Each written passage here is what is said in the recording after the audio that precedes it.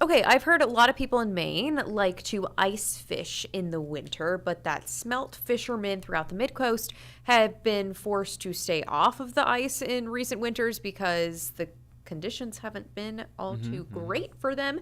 But as News Center Maine's Drew Peters is going to show us, this year's winter is proving to be a bit colder. It is, which is good for them. To date. It's keeping that Maine fishing tradition alive. Take a look.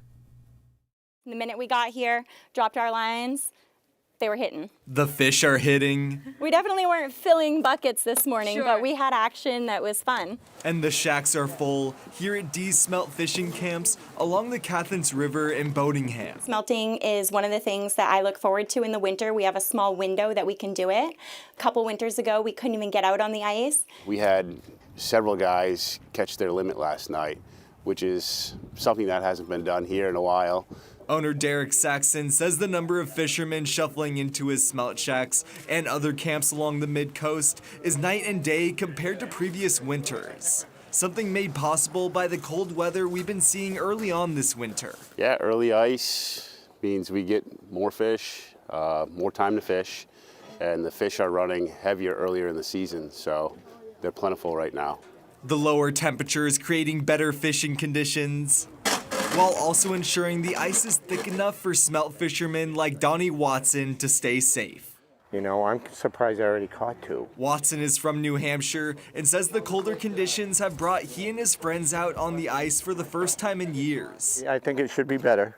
You know, we'll see, how it is, but we just come for the camaraderie and the food.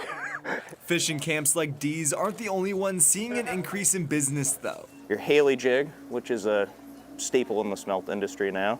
Bait shops like Sebago Bait in Wyndham say they've been seeing more and more smelt fishermen looking for that next piece of gear. It does help us out a lot too, though. I mean, it's people coming in through the door and then they're buying other things, jig rods, a whole bunch of other stuff too. And as long as this winter stays cold, Waxworms and spikes. And you put it on a very tiny hook.